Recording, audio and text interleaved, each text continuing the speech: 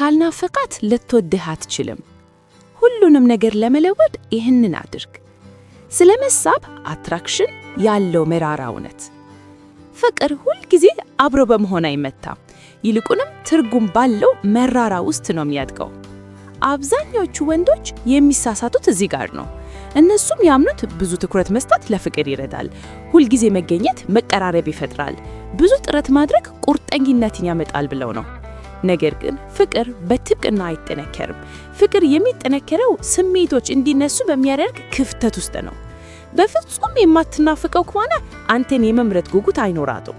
ዛሬ ለምን እንዲህ እንደሚሆንና በምንትኩ ምን ማድረግ እንዳለብህ ትረዳለህ። የፍቅር ረሃብ ህግ። ፍቅር በትኩስ እንጀራ ይመስላል። ሁልጊዜ ጠረጴዛው ላይ ካለ ምግብ ነው ተብሎ ይታለፋል። ነገር ግን ሲጠፋ የት ሄደ ተብሎ ይፈልጋል። አብዛኞቹ ወንዶች የሚሳሳቱት ሁልጊዜ እጇ ላይ ካለው ትወደኛለች ብለው በማሰብ ነው። ይሄ ግን ስህተት ነው።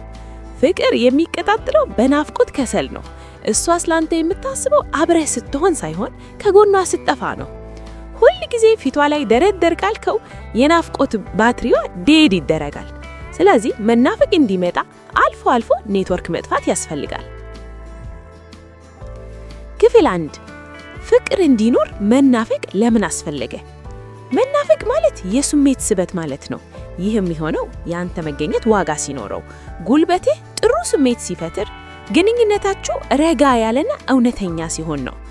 ሁልጊዜ እዚያው ከሆንክ ግን ምንም አይነት ልዩነት አይኖርም። የስሜት ድምጽ የለም፣ መናፈቅ የለም፣ ስላንተ ማሰብም አይኖርም። ፍቅር ለመተንፈሻ የሚሆን ቦታ ይፈልጋል። ክፍል 2 አብዛኞቹ ወንዶች ለምን ራሳቸውን ያረክሳሉ? ኦቨር ፕሬዘንት። ወንዶች እሷን እናታታለን ብለው ብዙ ይሰጣሉ። ሁልጊዜ ዝግጁ መሆንን አቁመ። አንዳንድ ወንዶች የ24 ሰዓት የደንበኞች አገልግሎት ይመስላሉ። መልእክት ሲላክላቸው ልክ እንደ ሾተል ፈጣን ናቸው። እሷ ገና ሀ ሳትል እነሱ ሆ ብለው ይገኛሉ። ይሄ ግን ጀንትልማን አደርገህም፣ ይልቁንም ትርፍ ያስመስልሃል። የምር ካልናፈቃት ምርጫ ውስጥ አትገባም። አንተ ማለት ልክ እንደ ሊሚትድ ኤዲሽን መኪና መሆን አለብህ። በየሰህሩ ማይታይ ግን ደግሞ ጥራቱ የተዋወቀ። ቢዚ መሆንህ ማጫባበር ሳይሆን የራስህ ህይወትና ጎል እንዳለህ ማሳያ ነው። ወዲያውኑ መልስ ይሰጣሉ፣ ሁሉንም ነገር ያብራራሉ፣ በየትኛውም ሰዓት ዝግጁ ይሆናሉ። ዝምታን በማረጋገጫ ቃላት ለመምሏት ይሞክራሉ። ይህ ግን ስሜታዊ ጥገኝነት እንጂ ፍላጎትን አይፈጥርም። ክፍተቱን ስታጠፋው ጉጉትን ታጠፋለህ። ጉጉት ደግሞ የፍቅር መግቢያ በር ነው። ክፍል 3 መናፈቅ በአእምሮዋ ውስጥ ምን ያደርጋል? በረጋ መንፈስ ወደ ኋላ ስትል አእምሮዋ አብራችሁ የነበረባችሁን ጊዜ መለስ ብሎ ማየት ይጀምራል። ድምጽህን፣ መገኘትህን እና ጉልበትን ታስታውሳለች። ይህ ተንኮል አይደለም፣ ስሜታዊ ትስስር የሚፈጠርበት መንገድ ነው። አእምሮ የሚቆራኘው በልዩነት ውስጥ ነው። መገኘትና ከዚያም ክፍተት ሲከተለው ያኔ መናፈቅ ይከሰታል። በአለመገኘትና በመጥፋት መካከል ያለው ጥብ። እዚህ ጋር ጥንቃቄ ያስፈልጋል። ኔትወርክ ጠፋ ስለህ እሷን ለመቀጣት ወይም ፕራንክ ለማድረግ አይደለም። መጥፋት ማለት ስልኩን ዘግቶ መደበቅ ሳይሆን ትኩረትህን ወደ ራስህ ስራና ስኬት ማዞር ማለት ነው። ጤናማ አለመገኘት ስራ ላይ ስለሆንክ መልስ ለመስጠት መዘገት ነው። መጥፎ መጥፋት ደግሞ ሆን ብለህ እንድትጨነቅ ብቻ ብለህ ዝም ማለት ነው። ሴቶች የሁለቱ ልዩነት በመንፈስ ያውቁታሉ። አንደኛው ክብረት ይጨምራል፣ ሁለተኛው ደግሞ ጭቅጭቅ ይጋብዛል።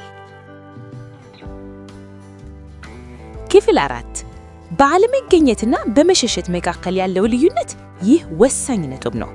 አለመገኘት ጤናማ ነው። መሸሸት ወይም መራቅ ደግሞ ስሜታዊ ቅጣት ነው። ስትደውል ሪፍሬሽ አድርጋት። አብራት ስትሆን ያሳልፋችሁት ጊዜ ፕሪሚየም መሆን አለበት። ስትለያያት ደግሞ ያንን ደስ የሚል ስሜት ይዟው እንድትሄድ አድርጋት። ያኔ ብቻዋን ስትሆን ያለች እኮ ይመቻል ብላ ማሰብ ትጀምራለች። ዝምታ የፍቅር ሙጫ ነው። አንተ ዝም ስትል እሷ ያሳልፋችሁትን ትዝታ መለጠፍ ትጀምራለች። አእምሮዋ ባዶ ቦታውን በራሱ ትዝታ እንዲሞላው ፍቀድለት። አለመገኘት የኔ የራሴ የሆነ ሙሉ ህይወት አለኝ ይላል። መሸሸት ደግሞ እንድትጎጂ ይፈልጋለሁ ይላል። ሴቶች የሁለቱ ልዩነት ወዲያውኑ ይረዱታሉ። አንደኛው መሳብን ሲገነባ፣ ሌላኛው ግን እምነትን ያጠፋል። ክፍል 5 እሷ ሳታዳ ክፍተት እንዴት መፍጠር ትችላለህ? አጥፋ። ይልቁንም ስሜታዊ ጥብቅናውን ቀንስ። ራሷ ፈልጋ ስትመጣ ረጋ በል። እሷ ናፍቆታ አይሏት እንዴት ነህ ብላ ስትልህ ወዲያውኑ አይዞሽ መጣው ብለህ አትዝለል። ይልቁንም በረጋ መንፈስ አናግራት። ናፍቆሽ ነበር ብለህ የምትጮህ ይልቅህ ሰላም መሆንሽን መስማቴ ደስ ይላል ብለህ ቀለል አድርገው። በራስህ ማዕከል ላይ ቆመ። የናፈቀችህ ያንተ ጠንካራ ማንነትን እንጂ የናፈቀችህ ተለማጭ ወንድ አይደለም። ስለዚህ መናፈቋን እንደ ድል አይደለም እንድትቆጥረው፣ እንደ ተፈጥሯዊ ሂደት ቁጥረው። ወዲያውኑ ሳይሆን በረጋ መንፈስ መልስ ስጠህ። ንግግራቱ ትርጉም ያለው እንጂ ቀጣይነት ያለው የማይቋረጥ አይሆንም። ንግግራችሁን በጥሩ ስሜት ላይ ያላችሁ አብቃቋት። ለምን እንደሆነ ሳታብራራ በዘራህ ተጠመደ። ይህ ስሜታዊ ምት ይፈጥራል። ምት ደግሞ ጉጉትን ይፈጥራል። ዝምታ ከቃላት በላይ ኃያል የሚሆንበት ምክንያት፣ ዝምታ ስሜቶች ወደ ላይ እንዲወጡ ያደርጋል። ቃላት ግን ብዙ ጊዜ ስሜቶችን ያሰጥሟሉ። ክፍተቱን ሁሉ መምሏት ስታቆሙ እሷ ክፍተቱን መስማት ትጀምራለች። ያ ክፍተት ሲሰማት መናፈቅ ይጀምራል። ጠንካራ ወንዶች ለምን ይናፈቃሉ? ጠንካራ ወንዶች አይጠባቁም፣ አያባርሩም፣ ለትኩረት አይለምኑም። የስሜት አሻራቸውን ጥለው ያልፋሉ። ባይኖሩም እንኳን መገኘታቸው ይሰማል። የሚናፈቀውም ይሄ ነው። አብዛኞቹ እንዲትናፈቀህ አድርግ የሚሉ ምክሮች ለምን አይሰሩም? ስለምናፈቅ የሚሰጡ አብዛኞቹ ምክሮች መርዛማ ቶክሲክ ናቸው። ወንዶች የሚከተሉትን እንዲያደርጉ ይገፋፋሉ። በድንገት መጥፋት፣ መልእክቶችን ችላ ማለት፣ የቅናት ስሜት መፍጠር፣ ሆን ብሎ ቀዝቃዛ መሆን። ይህ በራስ መተማመን አይደለም፣ ይልቁንም የውስጥ ስጋት ኢንሴኩሪቲ ራሱን በቁጥጥር ስም ደብቆ ሲመጣ ነው። እውነተኛ መናፈቅ የሚመጣው ከጀንኮል ሳይሆን ከፈጠርከው ስሜታዊ ተጽዕኖ ኢሞሽናል ኢምፓክት ነው። ዛሬ ዓለምንም ውሸት፣ ሽሽት ወይም ጨዋታ ያንን ተጽዕኖ እንዴት መፍጠር እንደምትችል ትማራለህ። ክፍል 1 ሰዎችን ምን እንዲናፈቁ እንደሚያደርጋቸው ተረዳ። ሰዎች ሁልጊዜ መገኘትህን አይናፈቁም። የሚናፈቁት በአንተ ዙሪያ ሲሆኑ የሚሰማቸውን ስሜት ነው። መረጋጋት፣ ደህንነት፣ መረዳት፣ ጉልበት ወይም ተነሳሽነት።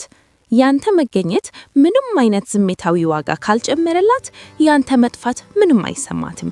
መናፈቅ የሚጀምረው በትክክለኛ መገኘት ፕሬዘንስ ነው። ክፍል 2 ሙሉ በሙሉ አብረሃት ሁን፣ ከዚያም ሂድ።